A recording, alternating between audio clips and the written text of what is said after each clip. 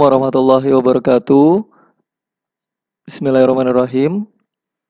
Kali ini kita akan membahas tentang pengenalan dari fisika modern, yaitu foton dan gelombang materi. Ini kita mulai memasuki materinya tetap dalam fisika dasar, sehingga batasannya tidak terlalu mendalam, lebih jauh ke fisika modernnya, tapi lebih ke asal muasalnya untuk konsep foton dan gelombang materi.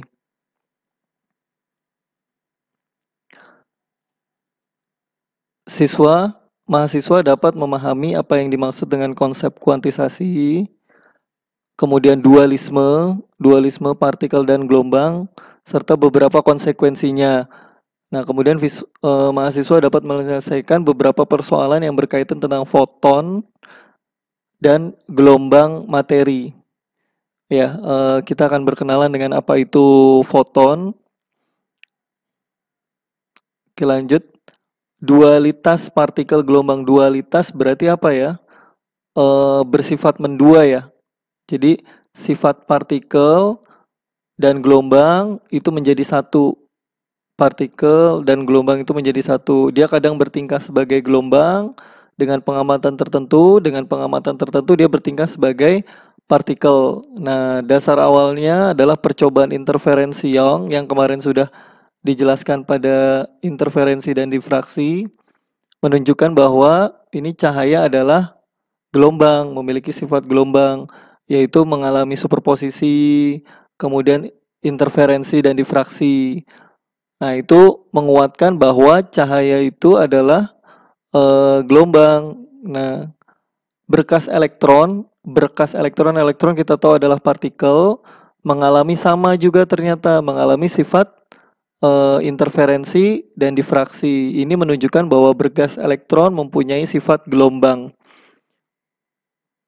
Pertama itu sudah dari tahun 1600-an ya. 1600-an saat mungkin sekitar 670-an, saat itu Newton mulai melirik tentang cahaya. Kemudian Pak Newton ini berpendapat bahwa cahaya itu adalah sebenarnya kumpulan partikel, corpuscles. Kenalnya. Nah, ini Newton mendukung gagasan corpuscles. Kemudian pada tahun itu juga Huygens bersikukuh bahwa cahaya adalah gelombang. Nah, ini terjadi perdebatan besar pada saat itu ya. Di Eropa, dua pendapat ini, karena dua-duanya bisa dibuktikan dengan percobaan. Namun pada saat itu, hingga tahun 1700-an, ini lebih kokoh gelombang itu cahaya adalah sebagai gelombang ketika dikuatkan dengan persamaan Maxwell ya.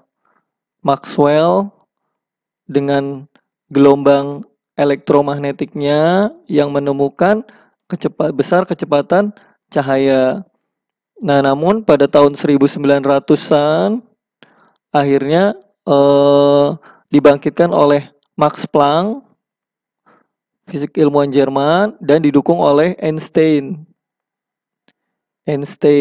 bahwa cahaya itu juga memiliki sifat partikel. Nah, jadi pendapat Newton ini dimenangkan lagi. Akhirnya berkesimpulan di ujung-ujungnya adalah nanti namanya fisika kuantum, di mana menjelaskan ya ini fenomena dualitas partikel gelombang.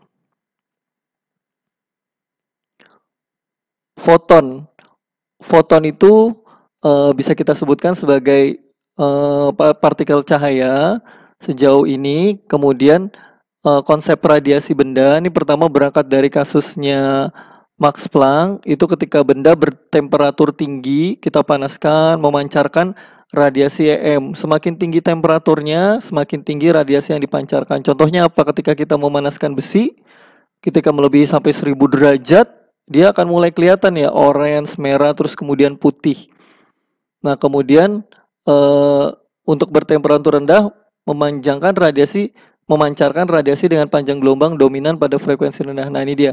Panjang gelombangnya semakin ke sana semakin besar, intensitas radiasinya ini ketika dipanaskan ya, 4000 derajat Kelvin sampai 6000 derajat Kelvin. Nah, ini cahaya tampak. Ini contohnya misalkan kalau besi dipanaskan bisa kelihatan ya, merah, oranye. Nah, ini yang pertama kali menemukan mengeksplorasinya dengan benar dengan hasil eksperimen dan hasil teorinya tepat itu adalah Max Planck yang disebutkan sebelumnya.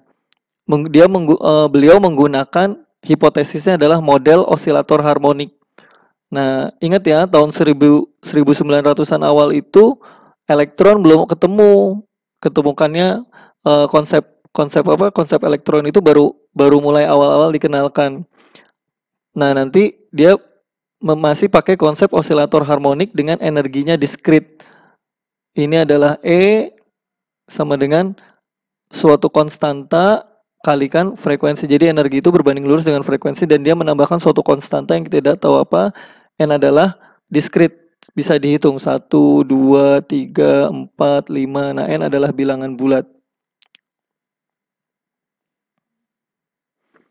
Nah, kemudian pada saat itu Einstein juga kagum dengan konsepnya Planck. Kemudian tahun 1905 beliau mengusulkan sebuah paper yang interpretasinya itu adalah menjelaskan tentang efek yang dikenal apa? Efek fotolistrik, di mana dia mengenalkan sejalan dengan idenya Newton bahwa energi dari partikel-partikel cahaya itu adalah sebanding dengan frekuensi.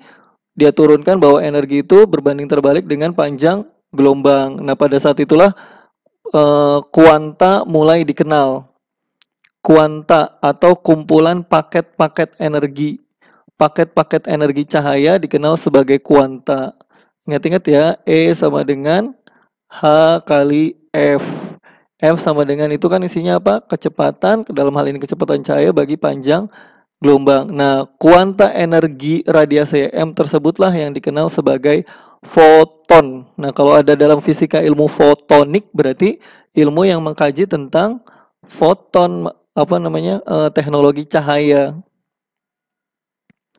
Nah, ini dia efek fotolistrik. Efek fotolistrik adalah eksperimen awal yang membuktikan bahwa cahaya berperilaku sebagai partikel. Ini eksperimennya sebenarnya sebelum Albert Einstein itu sudah dilakukan oleh fisikawan-fisikawan Eropa sebelumnya. Namun konsepnya itu unik. Beberapa konsep itu tidak sesuai dengan landasan dari fisika klasik ya. Nah, di sini ya, saat cahaya dengan panjang gelombang pendek menyinari permukaan logam, ini kan logam, kemudian kita sinari cahaya datang, maka elektron akan terlontar, dia akan mental. Nah, elektron yang terlontar dinamakan fotoelektron, artinya elektron yang mental akibat foton cahaya energi yang terdeteksi kan dia jalan ke sana, terdeteksi sebagai arus listrik karena elektronnya mengalir ya. Efek fotolistrik menunjukkan bahwa fotoelektron yang terlontar tersebut dapat dihentikan dengan beda potensial tertentu. Nah, ketika dia mengalir ini, ketika ditembakkan ternyata bisa berhenti, tidak mengalir. Nah, ketika tidak mengalir ini kita kasih beda potensial. Ingat, ketika beda potensialnya kita atur, maka kita bisa mengatur arusnya kan. Nah, pun sama seperti ini. Maka aliran ini bisa di stop dengan beda potensial penghenti, namanya stopping potensial. Maka perumusannya adalah besar elektron dikali besarnya tegangan stop itu adalah energi kinetik maksimum. Artinya nilai yang dibutuhkan untuk agar dia bisa berjalan, maka nilainya harus sebanding dengan tegangan stop. Jadi kalau misalkan lebih kecil dia tidak akan terlampaui. Kira-kira seperti itu. Kemudian kita bisa lihat di sini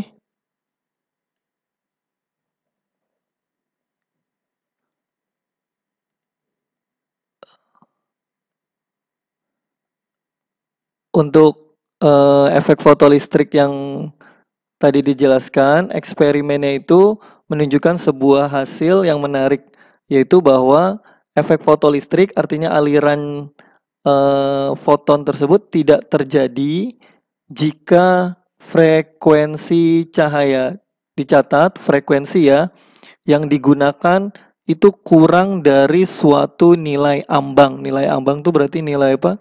Nilai minimum yang diperlukan ya. Meskipun intensitas cahayanya sangat tinggi. Jadi kalau kalian nyorotin lempeng apa? Lempeng logam dengan sinar yang pertama yang redup, kemudian yang sama yang terang sekali, itu tidak akan berpengaruh mementalkan elektron apabila tidak sesuai dengan batas apa namanya? Frekuensi tertentu ya, disebutnya frekuensi ambang FO. Maka yang datang adalah harus F-nya harus sama minimal dengan FO sehingga elektronnya terpental. Ya, ini kan melawan logika fisika klasik ya. Bayangin kalau ini atom koral apa ya, koral di dalam lautan. Ya enggak? Terus kemudian di sini ada ombak, kemudian di sini Anda. Nah, ketika apa namanya? Semakin besar ombak, maka logikanya adalah koral ini akan semakin banyak yang ke bawah. Ya enggak? Nah, semakin kecil ombak, maka koralnya akan sedikit yang ke bawah sampai ke pantai. Nah, itu kan logika klasik ya, tapi ternyata enggak. Sebesar apapun ombak, tidak berpengaruh banyaknya koral yang akan sampai. Tapi tergantung dari apa? Frekuensi ombak itu. Ketika frekuensinya pas, maka koralnya akan pas sampai ke kita. Nah, ini yang menjadi apa namanya? Musibah dalam tanda kutip fisika klasik karena efek fotolistrik ini tidak sesuai dengan penalaran fisika klasik. Ini banyak yang kesulitan. Nah, salah satu yang menyampaikan penalarannya atau gagasannya adalah Albert Einstein.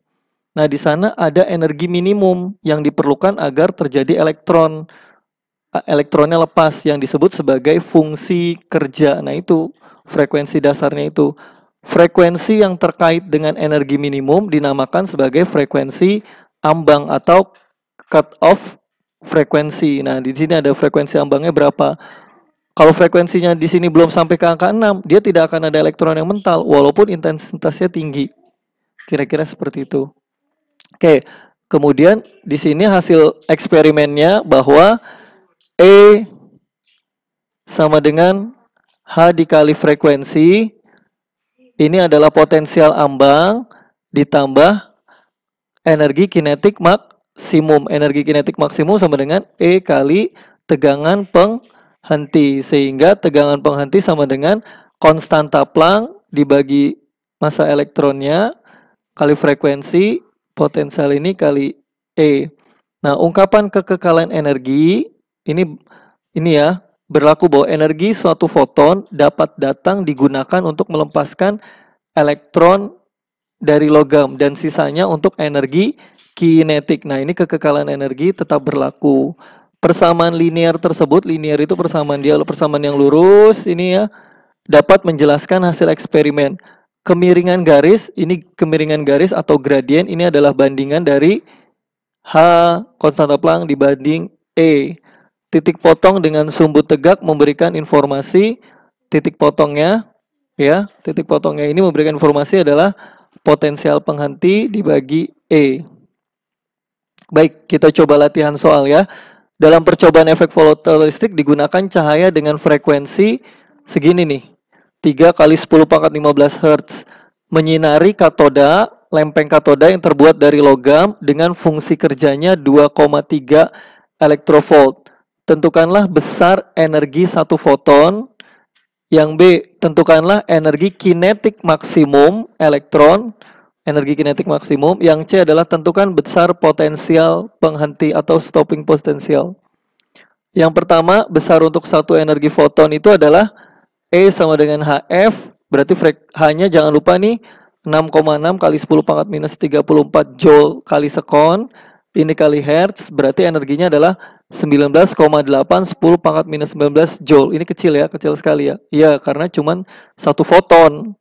Nah, energi kinetiknya kita masukkan persamaan E sama dengan potensial kerja kali kinetik maksimum. Kinetik maksimum H kali F dikurangi ini ya, apa namanya? C ya. HF E stop. Kita masukin, kita udah dapat ini 1,6 kali potensialnya 2,3 elektrovolt. Nah, energi kinetik maksimumnya sama dengan 10,8 elektrovolt. Ini jangan lupa ya, dibagi apa? Elektron. Elektron itu 1,6 kali 10 pangkat minus 19 Coulomb. Nah, kemudian beda potensial penghentinya, ya udah pakai rumus yang ini. Elektron kali potensial stop kali Kmax, nah dapat adalah 10,8 volt. Nanti pada saat pengukuran atau eksperimen menggunakan 10,08 volt. Iya. Kemudian kita masuk ada namanya momentum foton. Jadi foton memiliki momentum. Kita ingat kalau momentum itu dalam fisika dasar, momentum itu adalah P sama dengan massa kali kecepatannya ya. Einstein memperluas konsep foton dengan mengusulkan bahwa foton mempunyai momentum linier. Nah, foton itu ternyata memiliki momentum linier atau momentum bergerak dalam garis lurus. Nah, idenya Einstein ini masih belum bisa diterima pada saat itu dan banyak orang merasa aneh karena kan cahaya ngapain juga ada momentum, karena yang namanya gelombang itu tidak perlu lagi pakai konsep momentum hanya untuk partikel. Nah, namun ada yang mengkonfirmasi percobaan, yaitu percobaan Compton, Holly Compton. Dia peneliti, beliau adalah ilmuwan dari Amerika Serikat yang mengkonfirmasi hasil tersebut. Apa yang beliau lakukan? Pertama, suatu elektron kemudian ditembakkan oleh foton yang datang, partikel alfa.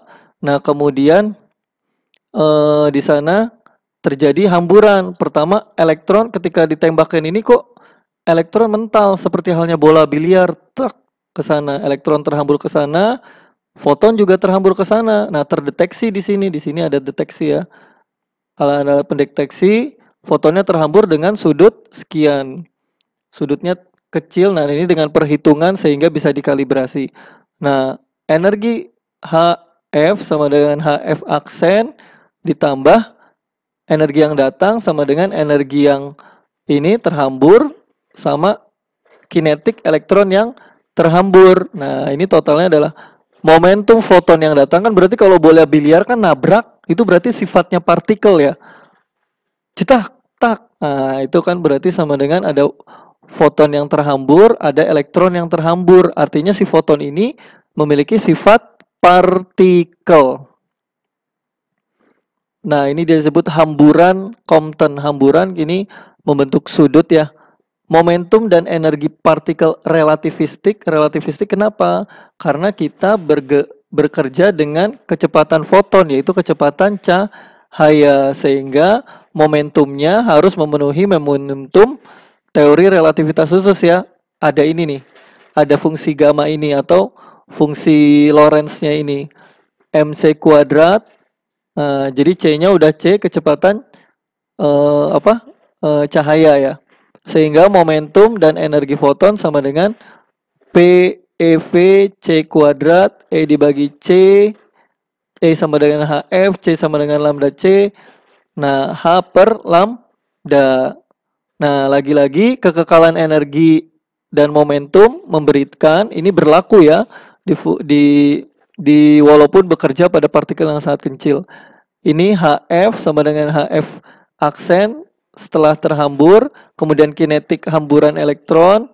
Nah, ini sama dengan selisih panjang gelombangnya yang terjadi adalah panjang gelombang yang setelah terhambur dibagi dikurang panjang gelombang yang sebelumnya. Nah, ini disebutkan sebagai pergeseran panjang gelombang. Jadi pergeseran panjang gelombang ini penting untuk proses pengamatan. Pengamatannya yang diamati adalah panjang gelombang. Apakah si elektronnya itu terhambur dan fotonnya itu terhambur atau tidak. Nah, ini dalam perumusannya lambda setelah terhambur dikurang lambda sebelum terhambur sama dengan H per MC 1 min cos theta. Cos thetanya ini ya. Ya, seperti itu. Ini yang mengkonfirmasi adalah Compton. Compton pun juga dapat hadiah Nobel.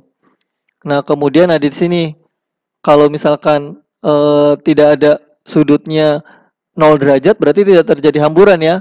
Cuman jadi satu puncak intensitasnya. Tapi kalau misalkan 45 ada dua pecah ya. Kemudian untuk sudut yang lebih besar, sudut lebih besar. Nah, di sana eksperimen hamburan Compton menunjukkan bahwa sudut semakin besar, terhamburnya semakin jauh ya, semakin bertolak, pergeseran panjang gelombangnya makin besar, dia semakin bergeser panjang gelombang yang diamatinya. Nah, kita coba contoh soal berkas sinar X dengan panjang gelombang 8 pikometer ditembakkan pada elektron yang lagi diam. Elektron lagi diam ditabrak-tabrakin. Foton yang terhambur berarah berlawanan dengan foton datang. Foton yang terhambur berlawanan arah ya. Jadi ketika nabrak, fotonnya nggak balik lagi ke sana, tapi berlawanan di arah ke sana. Tek, tek, tek gitu ya. Tentukan perubahan panjang gelombang foton sinar X. Nah, sinar X-nya panjang gelombangnya berubah apa enggak nih? Nah, kemudian yang B adalah energi kinetik elektron yang terhambur. Maka pakai perumusan Compton, pergeseran panjang gelombang adalah panjang gelombang sesudah dikurang lambda H min MC 1 min cos theta. H-nya ini udah ada, M-nya ada, massa elektron, C-nya kecepatan cahaya, sudutnya berapa? Di sana disebutnya berlawanan. Berlawanan berarti 180 derajat ya.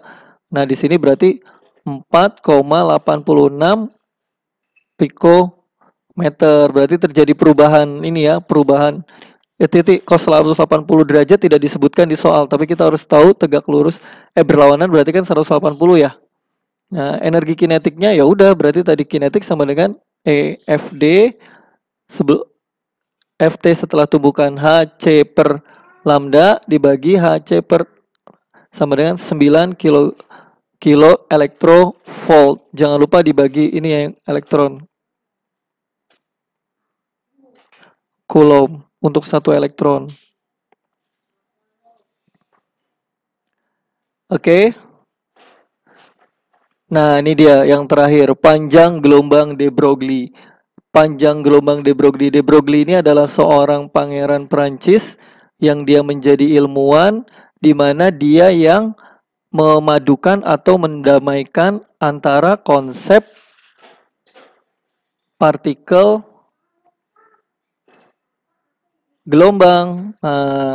Jadi suatu materi bisa dilihat sebagai partikel, bisa juga dilihat sebagai gelombang. Cahaya bisa dilihat sebagai partikel, bisa dilihat sebagai gelombang.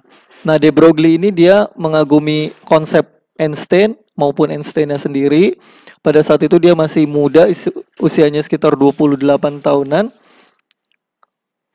Menurut de Broglie, materi atau yang bergerak juga memiliki sifat gelombang. Panjang gelombang materi yang bergerak memiliki momentum, disebut juga sebagai panjang gelombang de Broglie. Dapatnya seperti ini, lambda H per P momentum. De Broglie mengusulkan bahwa hubungan momentum dan panjang gelombang tersebut tidak hanya untuk foton, dia bilang. Kan tadi kita kemarin sebelum-sebelumnya bilang foton, tetapi juga dualitas yang terjadi pada elektron. Wah, dahsyat nih. Dualisme gelombang partikel itu tidak hanya terjadi pada foton, tapi ternyata terjadi pada elektron. Ini makin ngaco maksudnya menurut fisikawan pada saat itu. Maka jelas pada saat itu ceritanya dikisahkan disertasinya pada saat sidang uji doktornya de Broglie ini banyak yang tidak setuju atau tidak sepakat karena konsepnya ini nyeleneh. Tapi akhirnya diloloskan. Kenapa diloloskan? Karena pada saat itu salah satu panitia pengujinya yaitu adalah Lord Kelvin menelpon Einstein. Karena Einstein yang mengerti tentang konsep foton. Akhirnya setelah mendengarkan dari seberang sana, karena Einstein waktu itu masih di Jerman, dia bilang akhirnya di Jerman atau di Amerika gitu, Einstein bilang de Broglie ini konsepnya pada intinya dia setuju dengan de Broglie, silahkan diluluskan saja. Nah, karena benar pada saat itu de Broglie memang berupa teori, belum ada eksperimen yang membuktikannya. Baru beberapa tahun kemudian belakangan dibuktikan bahwa elektron juga memiliki sifat gelombang partikel. Siapa yang membuktikannya? Yang membuktikannya adalah anaknya Thomson. Jadi kalau Thomson membuktikan adanya elektron, anaknya J.J. Thomson itu dia mendapat Nobel juga yang membuktikan gelombang dari elektron. Diturunkannya dari mana? Kita lihat ini dari rumus E sama dengan mc kuadrat